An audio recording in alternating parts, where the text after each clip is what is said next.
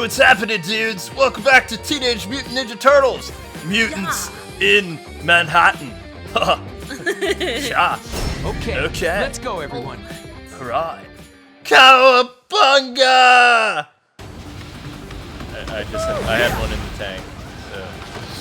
This is, of course, the latest TMNT game by Platinum Games. Yay! We're playing solo. Jack. Look, there's another one. Shooting star. You sure that ain't just an asteroid or something, Donnie? April texted that there's been a bunch of UFO sightings in this area recently. And multiple reports of erratic behavior by the locals at the same time. Don, you seen some of the jokers in this hood? I think erratic behavior is like a prerequisite to live here. Erratic behavior is a prerequisite. Donnie, let Mike and Raph tell the jokes. It's a prerequisite. Stormy Skyscrapper. Girls, I'm seeing tons of UFOs all around you. And something else. Wingnut. Wingnut? I remember him. There is insane. Watch out you don't get blown off the roof. He's kind of a nut. Oh. Oops, that was kind of nutty. Yeah, I think if you have the term prerequisite in a joke, it's not really a joke anymore. Ah. It's kind of like... Kind of lost me.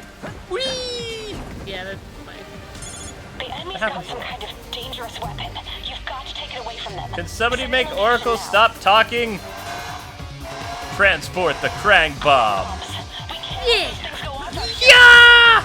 Time for some delivery work, guys. Take it to a port. Okay, well you guys, I'm busy fighting a rock soldier here. Do you remember where Cowabunga came from, Kwings? Yes, I do. TV show. Yay! Actually, I think they even said they might have gotten it from Snoopy and Peanuts.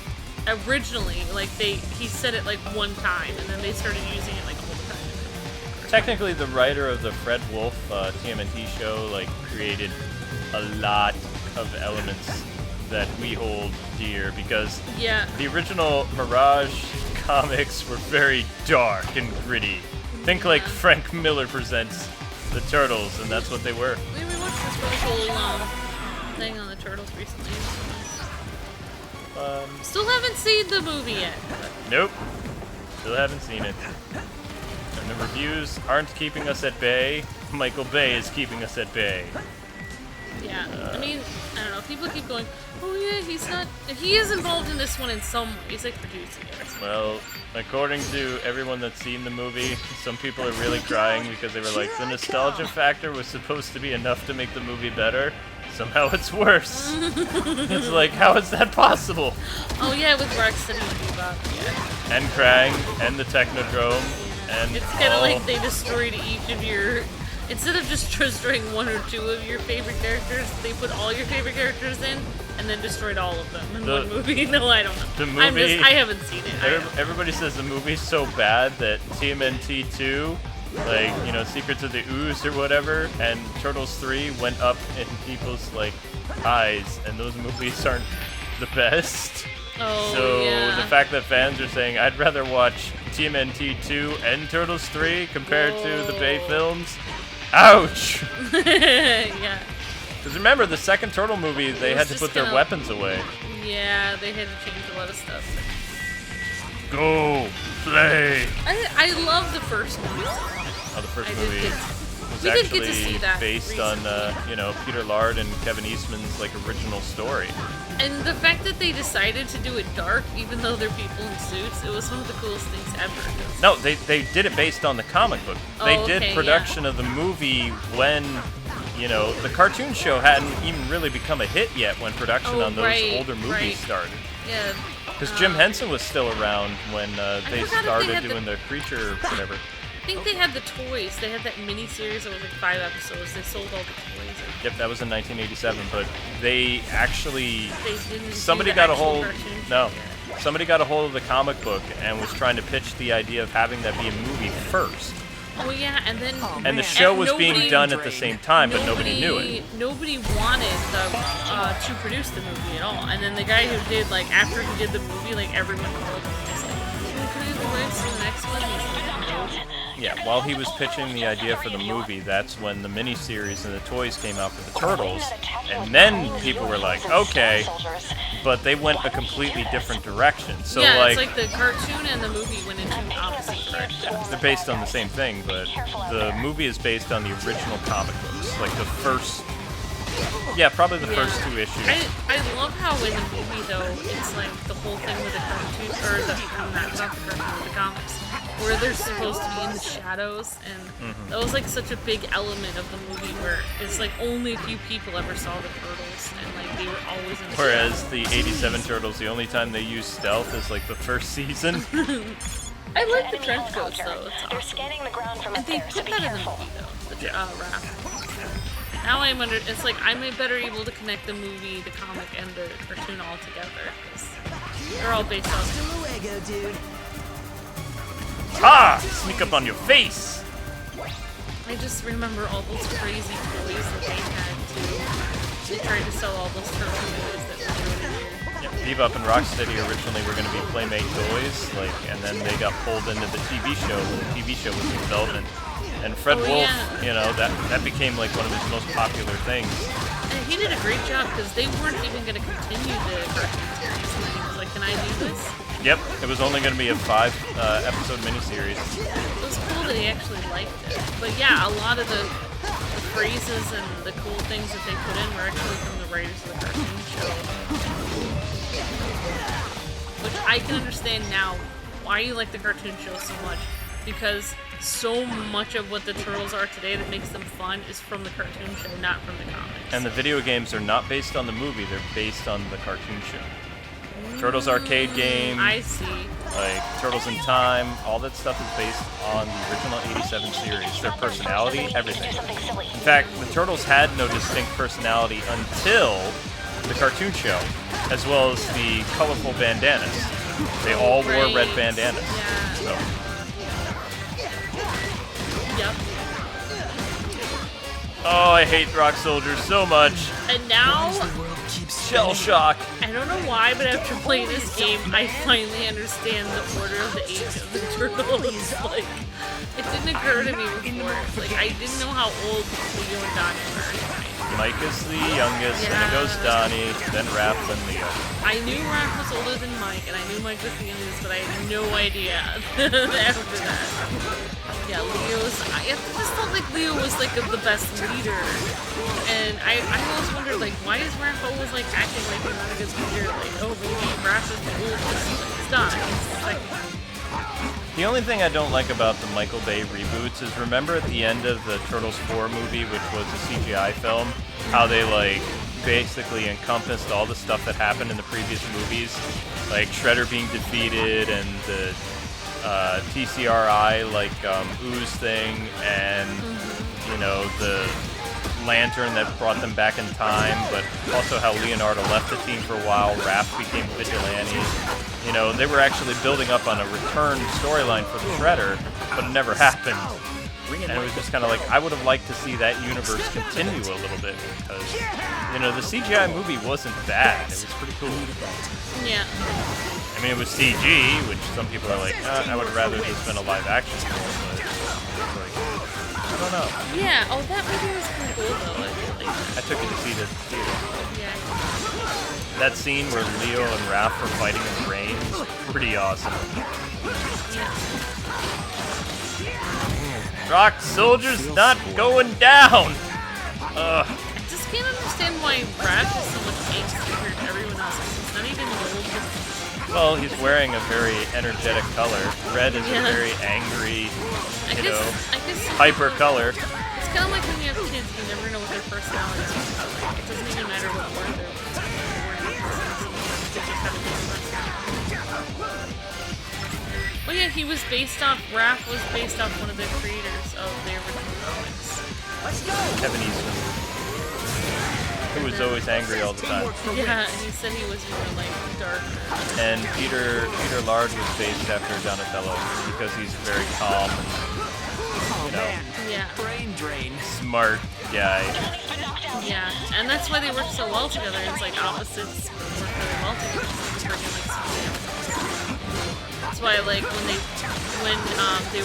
when all the rights were given to the other guy to do the comics, like some people were like, I miss the old comics because it wasn't like written by both. Well, their friendship resolved, so. It's like you needed both of their personalities to make it.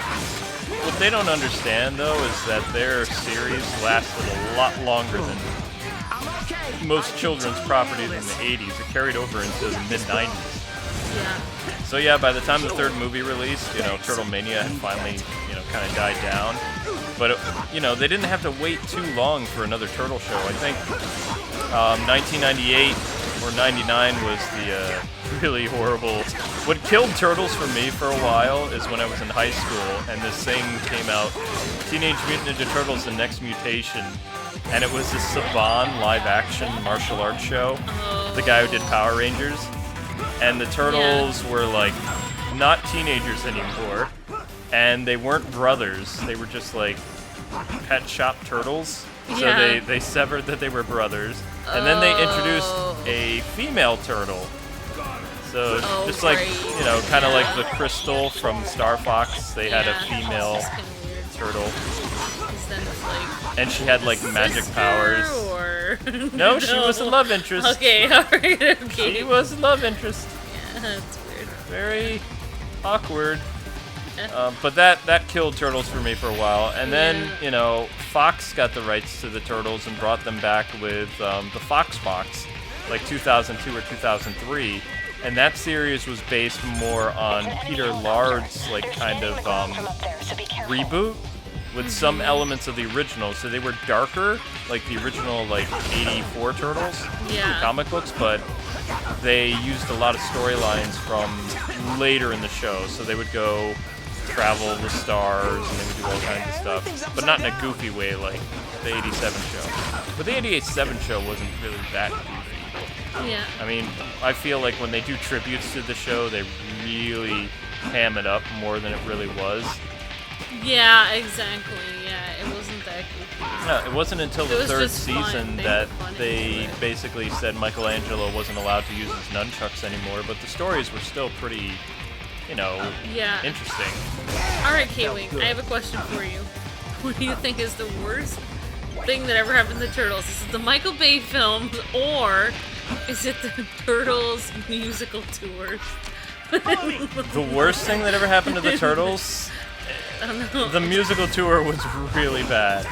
Like, I mean, that got panned. Yeah, I'm trying to think of which is worse right now. Because, okay, at least the Michael Bay films had some kind of plot, but I don't know. I'm still leaning towards Michael Bay being worse. Turtles 3, but the musical tour was really weird. Yeah, I'm glad I never saw that. I actually begged my parents to go see that when it was in, because we were living in New York at the time still, and they had it at Rockefeller Center, and that's not too far away from where my grandparents are.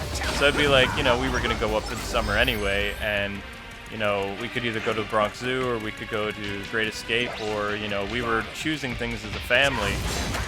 And I heard about the Turtles tour, and I was like, oh wow, that looks really cool, and it's going to be around the same time that we're going to be at Grandma's. Be like, that'd be fun. Yeah. And then something else happened that just like drew my attention away from it. I think I know what it is, but I'm not sure. Maybe you guys and gals will have to help me out. But I believe I saw a promo for Batman the Animated Series, and I was just blown away, and that's when Turtles Mania just kind of like stopped for a while, and I had to be there for the premiere of Batman the Animated Series, because we were going to be at my grandma's house anyway, and I just didn't want to go anywhere. That was the same summer that I broke my arms too, so it's not like... Yeah. Sadness. Yeah, I'm glad I didn't. I mean, a lot of people thought that was really cool, and like, I don't know, it's too weird, like, because the Turtles don't really play music. Guys, help me! Help me! Come on! Kind of like a Turtles version of Barney. Except with original songs, and like, Yeah. There were some people that actually saw the Turtles like do that, and they're just still scarred for life. They're like, what was the point of it? It's like, well, it was done for kids, And It was supposed to promote them. I don't know if it was supposed to promote the show. I don't really Maybe it know. was to promote the toys. But it's like, I still don't know why the name of the thing was coming out of their shells. It's like, what? It's just so weird. It was supposed to mean like they're, you know, not shy anymore and they're, you know, not gonna be up That's hiding in actually the a shadows. phrase, coming out of your shell. Yeah. Like, people used to use that phrase with me all the time, because when you're shy, you come out of your shell. You're not shy. I wasn't the super shy kid at school. I was very, like, outspoken and things like that. Maybe a little too outspoken. Too hyper. Well, I guess you wouldn't have liked me. You wouldn't have noticed me around. Actually, you probably heard this story, but I don't think our audience ever did. My sister, like, got in trouble at school because, like, she never talked. Now she, you know, doesn't stop talking, but when she was little, like the first couple years she was in school, she didn't say anything to the point it freaked teachers out. That's weird. Yeah. She would talk at home, sort of. You know what she reminded me of? Like one of those really quiet anime characters. Ones that talk like this, really down. Yeah. And that was cute, but then she broke out of that phase and it's just kind of like, I kind of missed the very quiet, you know, anime character. I'm picking up a huge swarm of bad guys. Yeah. I was always very loud and stuff. So I was excited about everything.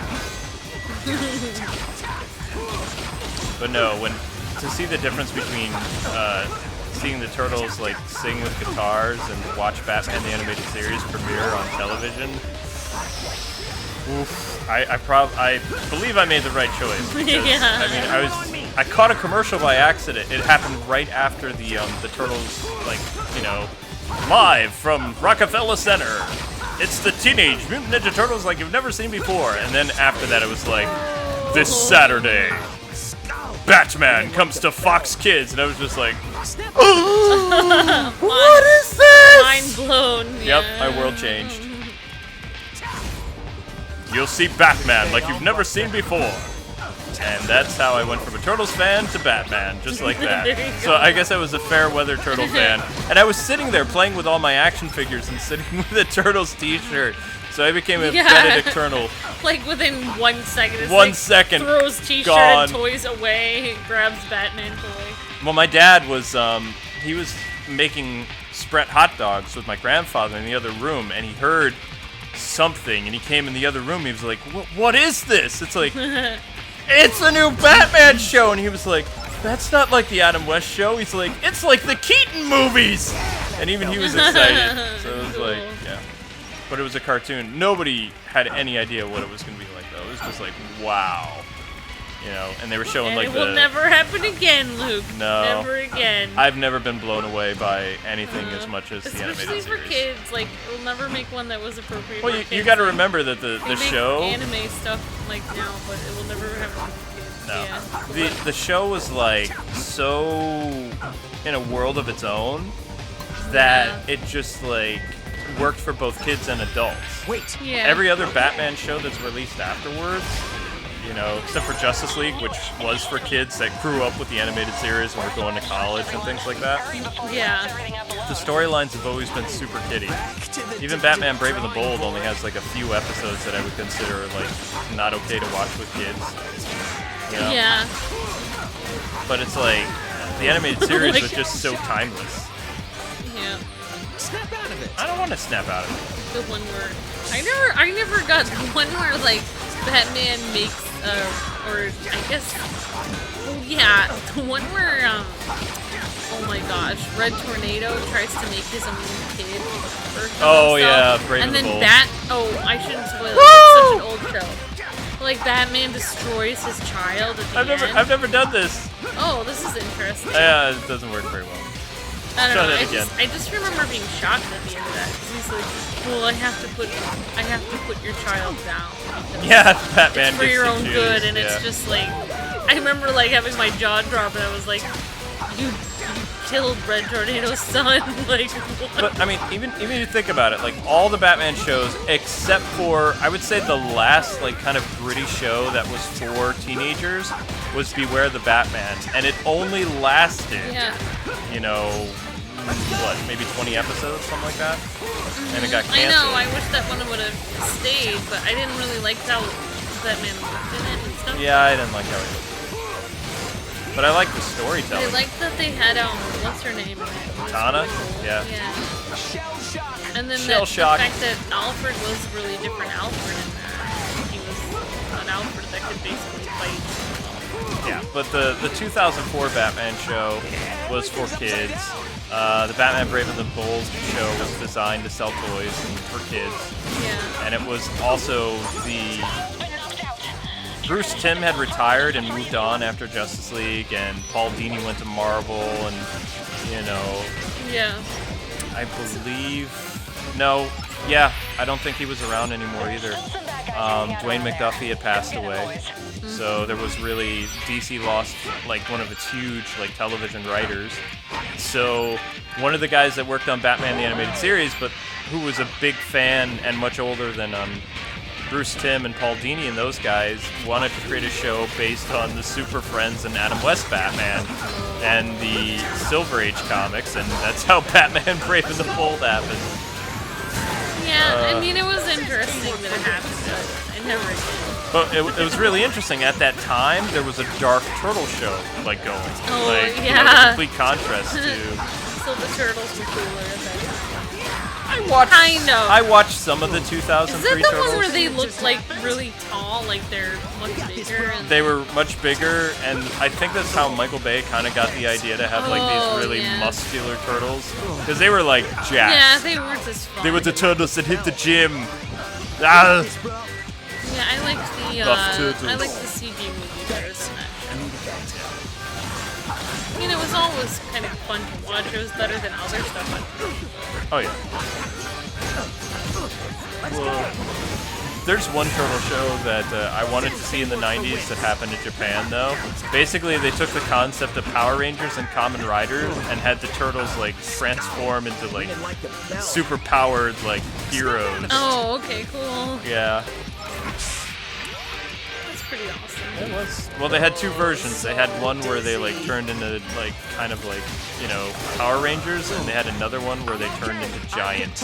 Yeah, I think I like how they were smaller, even the toys. Like, I think they were originally going to make the toys bigger, and they had to make them smaller because of the cost, and I think that was better because I think the breeders, I remember, they actually liked it smaller anyway, because then they're more like turtles. Well, the Playmates toys too, because they were trying to, you know, showcase that whole ninja thing. I mean, they took kind of a gamble with the Turtles stuff, because I mean the He-Man figures and even the G.I. Joes, the articulation wasn't really there. They were just kind of like this mold that didn't move. The hands would go up straight, and the legs would kick out straight. So with the Turtles, they added more bendy parts, like their wrists could turn around to hold their weapons. Already, instead of just standing up straight, their legs were already pre-bent and their arms were bent, and then they could move their wrists. They had more poses that you could do. Yeah. And I mean, for the 80s, that was a big deal. It looked like they were already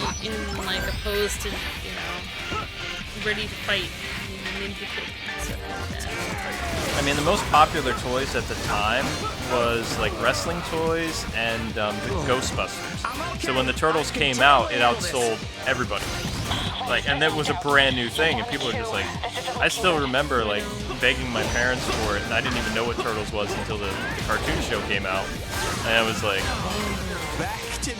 yeah, it's just so amazing that people like two guys like just in their house like could make a comic book and then could turn into something like, it makes you wonder what could be possible. I mean, like if they could do it, I mean, I know they were super talented, but it's like anyone could do that. That's how you take care of a rock soldier. I mean, that another idea like the Turtles could happen at any time, but I don't know if that would be possible. Does it feel like you're going to like a totally awesome rave? Yeah, oh my gosh, it's amazing. See, that music right there is good. That's turtley music. It's got the old arcadey feel, but the other music is just, it's kind of boring. I like the fact that when we were watching that video on the Turtles, they showed the Turtles game for like 1 second, and we're like, oh yeah, there was a game, and then they went off, and then they talked about the musical tour for like The game was part of the minutes, reason. and it was like, You talked about the game for 1 second, and now you're talking about the musical tour. Like, yeah, that was kind of what? lame. You could have spent at least 15 minutes talking about the video game, because the video game kind of spread Turtles Mania like in places that the TV show hadn't been, you know, translated into a different language yet. Yeah, gamers always get the short end of the stick. And also the TMNT arcade game was like legendary. Yeah. I mean, no Chuck E. Cheese would dare not have the Turtle game. Yeah. And it kind of became its own like little genre. Like that Turtle game kind of set the tone for what is considered arcade games today. That beat 'em up style. It's almost like there's a genre just for turtle games. Like, yeah, fighters and RPGs and whatever, and you have the turtle game genre. I don't know. But it's like its own little niche. I know, it's not its own genre, but it feels like it. Well, I mean, it kind of like created a boom of that arcade thing. Like the beat 'em up style with the asshole. Whoa. Yep. It's one of the most fun. Collect the bombs. Oh, these things. Which is why people probably want it. Well, I actually, you know, I wouldn't mind. You and I are gonna play it. I mean, I have to order another copy off Amazon. Yeah. But you know, the TMNT GameCube game or whatever was a lot of fun, and it was multiplayer. So. Yeah, and yeah, just so you guys know, it smells really bad outside our house right now. They decided to pave. Like really bad. Asphalt. So if like we have bosses, we're just like, oh. Can't breathe. Yeah. After this, they just, I don't know, I'm gonna go in a pool or something. I have no idea. Oh man. Poor Kiwi. Yes, I have very sensitive He has smell. supersonic smell, so it's like. He has a smell. Supersonic! He has a smell like a cat. I was nowhere near there! I wonder how good a smell turtles have. I don't know, Tink doesn't seem to be bothered by it. Yeah, he's just hanging out. Blah. Asphalt is like one of the worst smelling things ever. Especially new asphalt. Yeah. And I found out I cannot drive. Like, I can't get out of... I stupidly didn't read the note that was pinned on everyone's door of this apartment complex. So, my car is in the garage for the next 2 days. I can't get out. I have to get more cat litter for Tink. She's gonna kill me if I don't get it today. I'm gonna have to walk down for like 20 minutes, get the cat litter, and walk back like with it. And oh my gosh. We can't even really put the AC on or open the windows right now either, because it'd be like, ugh. Yeah, maybe we should walk to a hotel. I'm almost tempted. I am really tempted to do that because, like, oh, I really. Usually you don't smell things either. So I can really smell it. In this fact, is when I open my scary. mouth, I can taste it. Taste the rainbow asphalt. You know, when I try to talk, I'm like, yeah. I'm sorry, this is just so boring. I mean, how long do you have to have a level last before you fight the boss? I just described like a 2-hour documentary, and it's like, oh, we still have to go. It was a 3-hour documentary. Wow, that was a lot. But you notice how during that documentary they didn't talk about the 2003 series or the Saban Turtles at all? Oh, it's just yeah. like those never. Like they didn't want to mention If it wasn't for the 2003 Turtles, I don't think there would have been a resurgence of the Turtle brand. Because of that, you got people interested in the toys again. Playmates started making new Turtle toys. Those were the big guys, the jacked turtles. Yeah, we have them upstairs. The angry Raphael that's on your desk, that's from the 2003 brand. I remember saying when I watched that, I was like, it's like every single turtle is Raphael now. I mean, everybody's like, why do you guys think the 80s is such an amazing generation? Because it is the only generation that has brought back so many childhood favorites and reimagined them. Like for at least 3 different generations. So 80s, 90s, and the 00s. Actually, almost 4 now because it would be the 10s. So many new ideas. Now everyone just rehashes old ideas. It's like people are afraid to be creative because they're afraid it won't be marketable. Well, it's just like what happened with, I mean, Batman in the 40s and Superman like got reinvented like every decade, and now it seems like the Turtles and I think others that get people them were too. more creative though. It was such a more peaceful time for me. I felt like I mean, I know I was just a little kid. But 80s was an artistic explosion. I just remember, like, in the 90s and 2000s, like, just... It was like a renaissance! The world just changed, like, everything was more stressful. Wait, what am I shooting at? I don't know, it just feels like when you're more relaxed and, like, things are just happier times, like, you're more creative and stuff. But I mean, just think about all the things that came back and are just as popular, if not more popular, than when they released. My Little Pony, He-Man made a comeback in the early 2000s.